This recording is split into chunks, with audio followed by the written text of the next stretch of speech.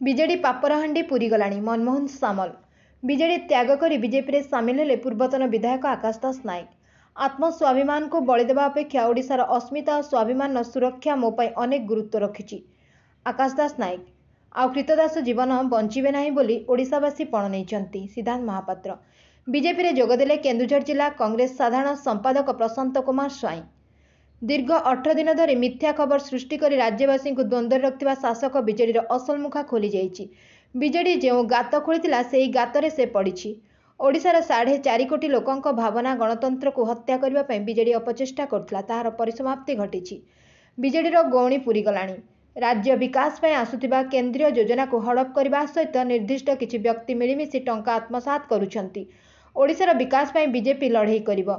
ବିଭିନ୍ନ ରାଜନୈତିକ ଦଳର ଅନେକ ସାଂସଦ, ବିଧାୟକ, ବରିଷ୍ଠ ନେତୃବୃନ୍ଦ ଓ କାର୍ଯ୍ୟକର୍ତ୍ତା ଏବଂ ବ୍ୟକ୍ତିବିଶେଷ ବିଜେପିରେ ସାମିଲ ହେଉଛନ୍ତି। ଆସନ୍ତା ଜୁନ 4ରେ ଓଡ଼ିଶାରେ ବିଜେପି ସରକାର ଗଠନ କରିବ। ଶାସନକୁ ଆସିବା ମାତ୍ରେ 40 ଲକ୍ଷ ଚିଟଫଣ୍ଡ କ୍ଷତିଗ୍ରସ୍ତଙ୍କ ଟଙ୍କା ଫେରସ୍ତ କରାଯିବ। ଧାନ କ୍ୱିଣ୍ଟାଲ ପ୍ରତି 3100 ଟଙ୍କା ପ୍ରଦାନ କରାଯିବ। ଜଳସେଚନ ବ୍ୟବସ୍ଥାକୁ ସୁଦୃଢ଼ କରାଯିବ।